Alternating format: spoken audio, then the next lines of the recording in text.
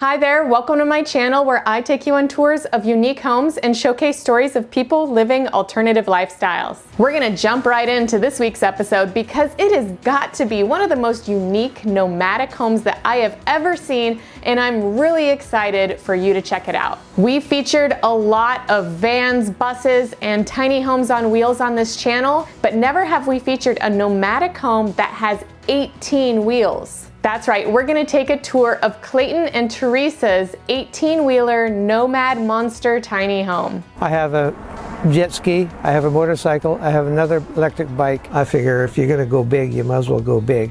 This is as big as you can go. What else do you want? If you like videos like this one, make sure that you subscribe and hit that notification bell so that you know every single time we publish a new video.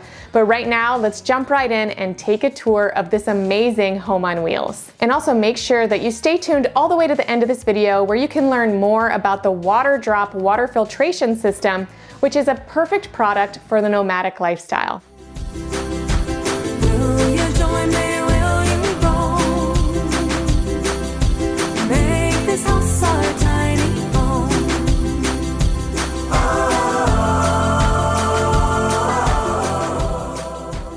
Hi, I'm Clayton. And I'm Teresa. And welcome to our Nomad Monster home.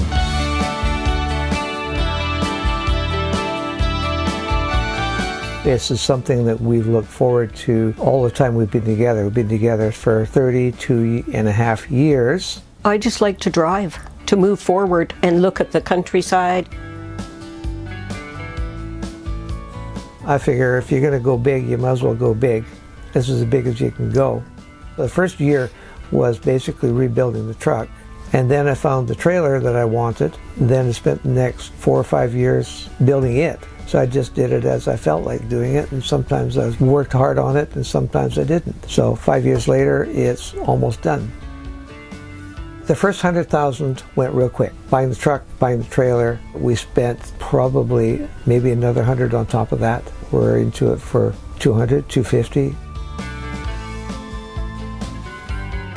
We both are over the age of 65. That gives us old age pension from Canada, and then we have a supplemental top-up if you're low income, plus from working the Canada pension plan. So those three, that's it. My plan for the future? Live as long as I can.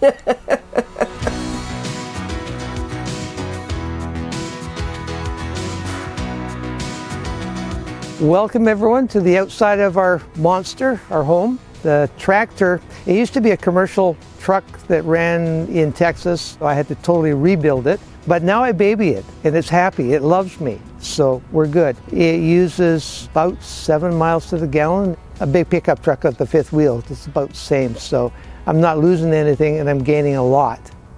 From tip to toe, it's about 73, 74 feet long. The standard semi is 8.5 feet wide.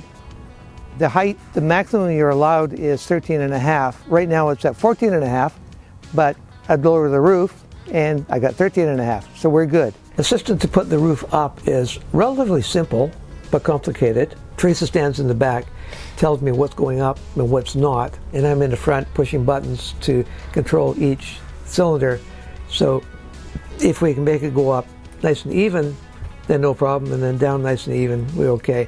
If it goes up a little bit cockeyed, then it's get jammed and then we have issues around it. I'm fairly close to the weight on the trailer. It's rated at 80,000 pounds and I can do 20,000 pounds on the trailer wheels. This beast is a 2004 Volvo VNL with a Cummins ISX engine, 15 liters. It has 750,000 miles on it, and that's nothing. It's meant for long distance.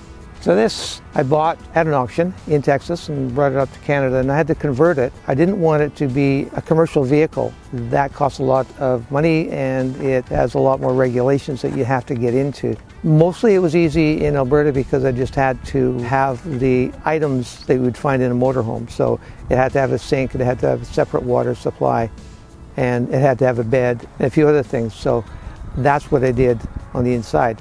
So when I got the truck, the interior was totally trashed, so I stripped it out right down to the bare metal and rebuilt it as a motorhome rather than a commercial. And so that makes it a lot easier to get through the scales, makes it a lot easier with insurance and registration. Here's where the captain sits, on a nice bouncy seat, which if I flip a lever down here, it also gives me a massage while I drive. There's 2 cameras on the front of the trailer. There's a camera on the back. It's like the security cameras, so I can see the sides, I can see the back just from sitting here. So that gives me a good visual if my co-pilot's not with me. So helps again. Safety, very, very important. I can see a lot of distance. I can see what the cars are. I can see traffic ahead. While we're traveling, especially if we get to the amazing speed of 50 miles an hour, that diesel engine is a bit noisy, the tires are a bit noisy, and Teresa's doing navigating. So I'm always yelling at her, "What'd you say? What'd you say?" So what I've got, this is a FRS family service radio. If I push a button, she can hear me really well, and the other way. So she's giving me instructions where to go, and it looks kind of cool too. I'm going to show you a magic trick. Commercial vehicles cannot be altered. However, this is a motorhome, so I can do whatever I want to. So I'm going to go into the side here, and I'm going to close the door, and I'm going to pop out the back. And that leads right straight into the trailer. So see you in a second. Oh, there you are. And I can go from here straight into the nose of the trailer if I have to get in or out or whatever, if I don't have to go outside. First thing people ask me is, how long have you been a trucker? Answer, never. Second thing, oh, I love those big tires. Because of the spacing and the way the tires are, I can sit there in the sun and relax, and it's really comfortable.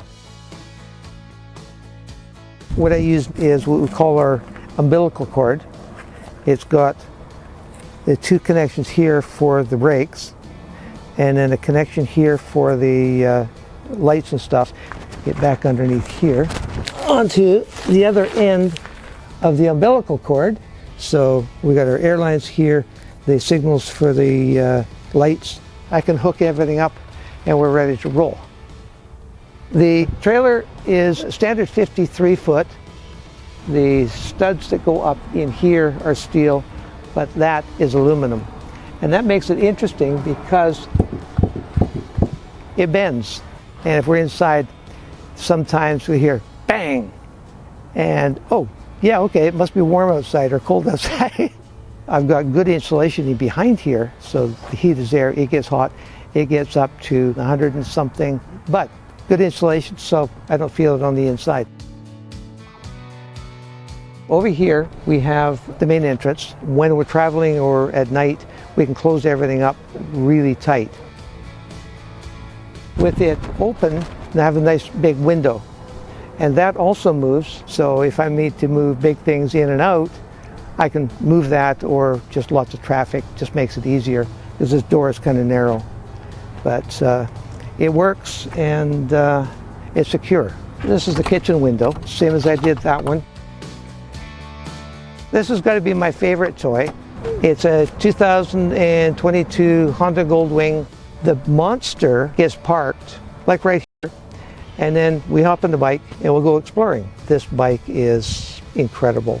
Teresa does complain that I almost rip her head off, but it's good. It can get you out of trouble, it can get you into trouble.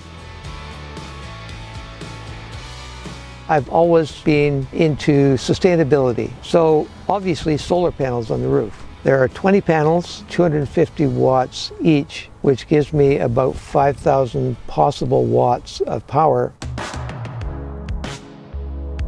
I have a jet ski, I have a motorcycle, I have another electric bike, and I have a lot of tools that I need to fix things as things go. So let's take a look at the garage and see what happens there. I'm just going to go inside, I close the door, and then the drawbridge comes down. And I have to tell you, this is a real garage. That's why it's so messy. Battery banks. I've got 5 100 amp hour, 48 volt lithium battery set. So that gives me 50 kilowatt hours of electric storage. Tools, I've got pretty much everything you might want. My Sea-Doo, there's a winch in the forward of the garage, and it pulls it up the ramp and up this ramp, and it's out of the way. It will, if I back the truck up here, it'll go straight from here into the back of the truck. And my favorite toy, the motorcycle, sits right here. Got all the connections to keep it strapped down.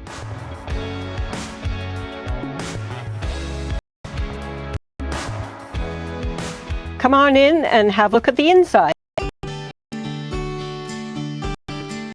Welcome to the inside of our monster home. This is the kitchen created by Clayton because he likes to cook, so he chose everything in here. We have a residential fridge and freezer. We have microwave, air fryer, and we have 2 induction stovetops. The water system is behind the wall here that services the kitchen. This door goes into the garage, and there's a little bit of a pantry on the back of it, so we can store food there. There's lots of room, lots of counter space. It's denimed pine, trees that were killed by the pine beetle. The wallpaper is that anaglyptic wallpaper. It comes just like paper, and then you paint it whatever color you want. So we just painted this white so that this area is bright, with kitchen and bath washable paint. Next we will go to the dining room. These are theater seats that Clayton bought at an auction, and we just took them and sandblasted them at a company in Victoria where you get to do the sandblasting yourself. That was quite entertaining. He recovered the chairs. He says that with this red and fuzzy, he is stepping out of the box that he's been in for 70 years. We can have 4 people to have a meal together. Everything is just right here. So all the dishes and the cutlery and mugs and everything, if we need anything, we can just reach over and get it. This window, it's locked, and then it slides across. This is a pellet stove. It's a sustainable heating source, and the pellets are available all over the place. And this blasts a lot of heat. In addition to that, up above the stairs is a heat pump, and that will supply cold air or warm air depending on what we need at the time. Cools basically the whole trailer.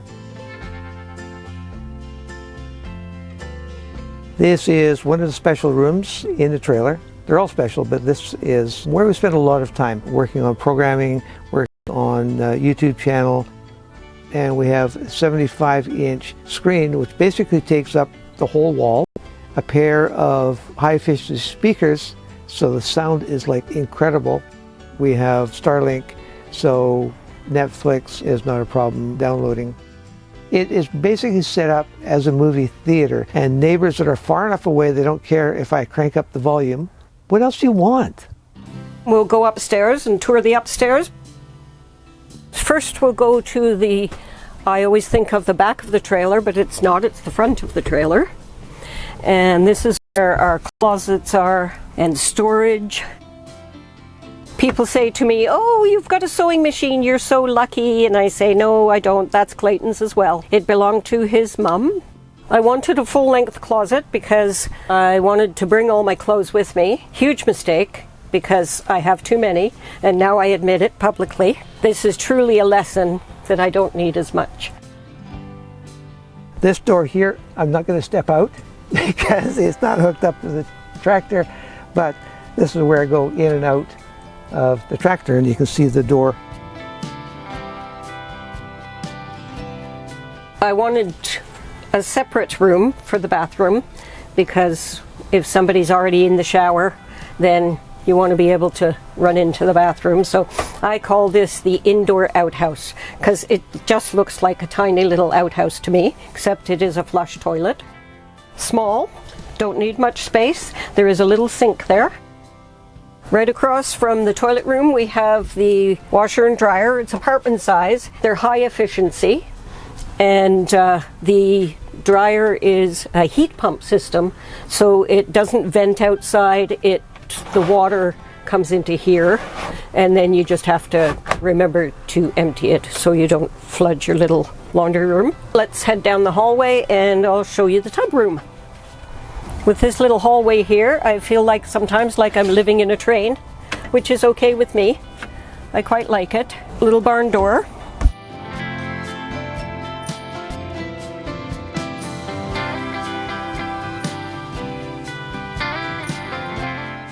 We're going to go to the library. I think the layout was already done, and then I said to Clayton one day, can I have a library? Everything got readjusted a little bit, but not much. He made the shelving, recovered this chair and ottoman for me that belonged to our mom and dad. We had always wanted to do tin tiles. It's really hard to get tin tiles to match, so we just started looking for replicas. They're made of PVC, and we were lucky. The day that we finally did the order, they were, I think, either 40 or 50% off. Bonus. All right, let's head to the next room, which is the bedroom. We didn't need a huge room. I didn't want built-in furniture anywhere. If we're going to live in here for the rest of our lives, I wanted to be like a home, not a travel trailer. The bed is on slides, so that Clayton can get up that side and I can get out that side. Underneath is storage. We've got 2 dressers rather than built-in closets. On top of the dresser, we've had to put his sweatshirts and stuff like that because we just don't have enough drawer space. Next, we'll go to the living room, which is at the back of the trailer. It's nice to be able to sit in here and read with the pellet stove going. There's also a mini split in here as well for heat and air conditioning. So far we haven't had to use air conditioning because it hasn't been warm enough anywhere. We have a little fridge and freezer, and we've got a little supply of cutlery and dishes. If I want to make a pot of tea up here, I don't have to carry heavy and hot teapots and everything, so I can make everything up here. There's also a TV here. The back wall is a deck, and it goes down, opens, and then we have these bars here. And these just go in the sides here just to give a little safety rail. And then the table folds down. Lifestyle changes. Everything's definitely just slower moving. I've read 35 books since we left home. More getting used to him. Being more of a couple now was initially, for me, a little bit stressful. I love her dearly, and I like her being nearby, and I'm really... But she's annoying. But I'm really happy that we can be this much closer, 24/7. Some people can't take that, but I enjoy her company. She's a good friend. On this channel, we showcase a lot of stories about people living nomadically, whether in vans, buses, or tiny homes. And when you have that kind of lifestyle, it's important that you have clean, filtered drinking water. And that's why today we're showcasing a product that ensures you have clean and safe drinking water no matter where you park. So I sent a Waterdrop G3P800 to my van experts who are currently building out a van dwelling for a client. Hi guys, I'm Kelsey. I'm Damie. We're going to show you the install process in this ProMaster van behind us. The instructions are very straightforward. And it looks like it's going to be a pretty easy install process. One thing I love about this product is how compact it is. That is so important when it comes to small space design. And the Waterdrop has a 9-stage filtration system that'll filter out things like iron and calcium, and you can see that you're getting a fresh glass of safe drinking water every single time with the Smart Faucet readout. The advanced water dispensing tech uses just 1 cup of wastewater for every 3 cups of filtered water. The RO system is currently the product with the best filtration effect among water filter products, which can effectively remove all substances with a pore size larger than 0.0001 to safeguard your water quality on the road. That is some good water. Having fresh, filtered drinking water is so important. So if you're interested in this product, make sure you check out the links in the description. And I will see you guys soon with another unique home tour.